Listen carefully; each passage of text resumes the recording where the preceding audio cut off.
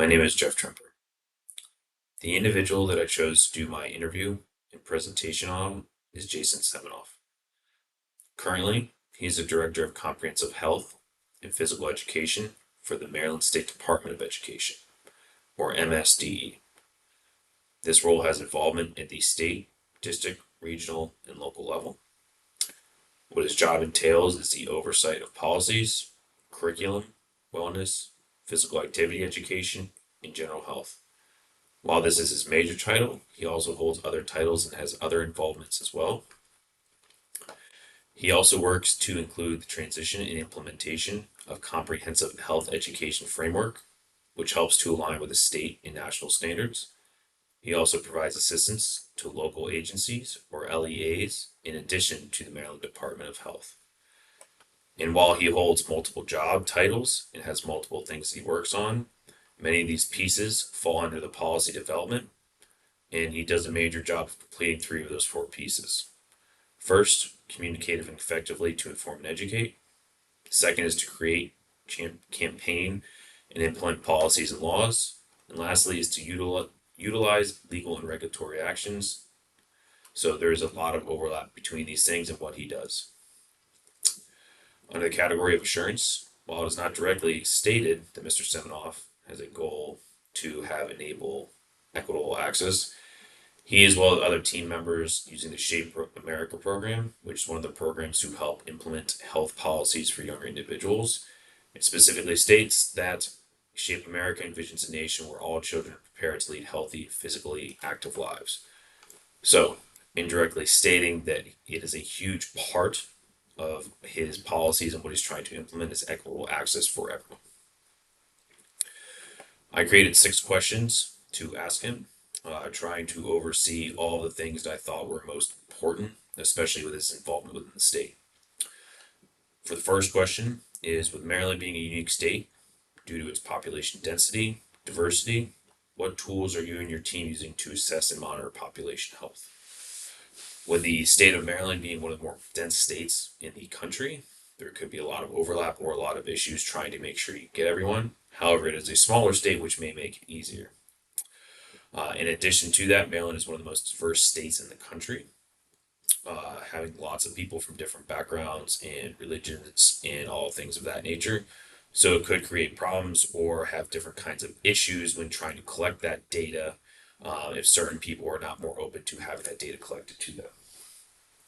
The second question I have is, in policy development of the 10 EPHS, the first is communicate effectively to inform and educate. With the difficulties that inner city schools face, which include lack of support, of staff, and underfunding, how do you plan to effectively communicate, inform, and educate in the community and the schools? When I asked that question, or I formulated that question, some of that was based off of assumption. I have several friends who work in the schooling, and they are teachers in the city of Baltimore, and they've openly told me on a plethora of different occasions how many struggles they deal with. A lot of truancy issues, many issues dealing with lack of funding, lack of support. I myself worked in construction with a lot of physical education equipment, gyms, bleachers, basketball hoops. Myself, many times saw the struggles of the cleanliness of the area, just the breakdown of equipment. Many times the gyms were so hot, I had a problem being in them. So there's a lot of issues that it could occur.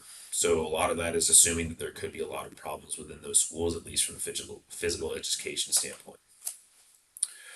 Third is Maryland having a unique blend of diversity, backgrounds, and geography ranging from beach, farmland, and mountains. How are you ensuring that everyone is being given equitable access to appropriate education resources to improve to the best of their ability? I myself grew up in an extremely different area of Maryland, very close to the PA line, where it was very farmland related. There wasn't a lot of stuff around. Whereas other people grew up in the city. There's very mountainous areas, there's areas by the beach. Some is extremely dense, some is very spread apart. So it's a general question just to understand, to make sure everyone has access to everything. In addition, while that's not talked about very much, is the weather of Maryland can be, for lack of a better word, very bipolar. So it could create issues with the students going to school at times. As a co-chair for the FFVC, what challenges have you seen which have been since you've been elected, and what have you done to improve those issues and positive changes have you seen since, or what positive changes have you seen? As someone who oversees a lot of things, they typically have a different lens or different perspective. So I just want to see what he saw. Number five, with Donald Trump restoring the presidential fitness test and presidential fitness awards in public schools, are you planning on carrying that out? If so, how do you plan to implement that? Is there anything you don't agree with? This was something I recently learned was a new thing. I was curious what push there was from lists. I know that years and decades ago that there was a national standard or presidential fitness campaign awarded. So I just wanted to understand how that may have changed or the new implementation of that or re-implementation of that.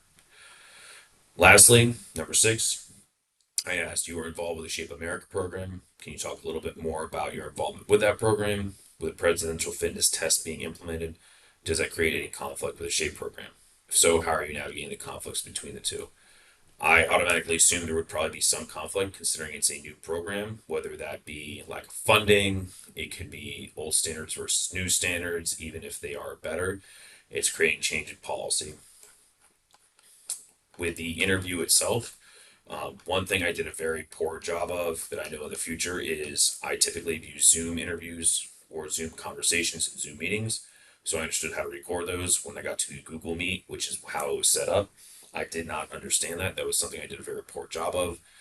So I ended up taking, or I should say, we ended up taking Gemini notes. Unfortunately, I think I missed a few pieces of the actual presentation themselves. This is something I am very aware of now and I need to work on in the future.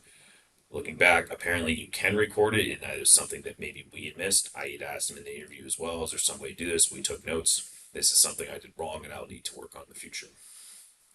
So, in regards to the first question, when I was doing this, the initial answers I had, or sorry,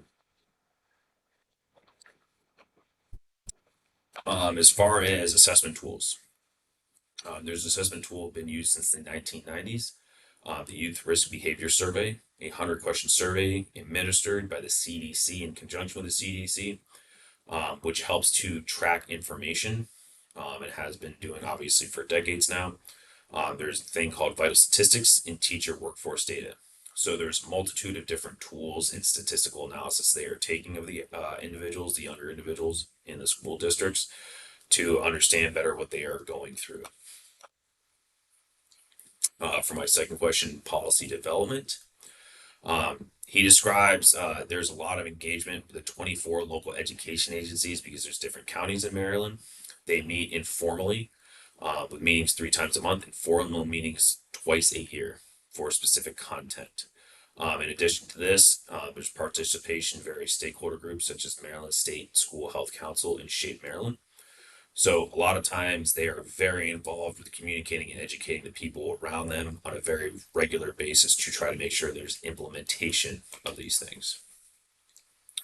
With my third question, with Maryland having unique blended diversity backgrounds in geography, um, I had asked, what are, how are you ensuring there's equitable access?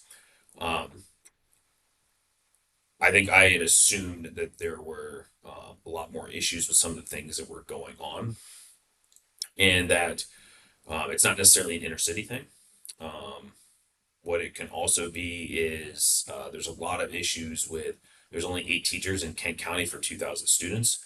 So sometimes it's based off of the actual size of the area. So that could be a huge issue, and they're trying to find different ways to improve getting support. However, it's an uphill battle because math and ELA test scores are taking a major focus and major priority with a lot of these things. In addition to this, um, with the a lot of the sorry,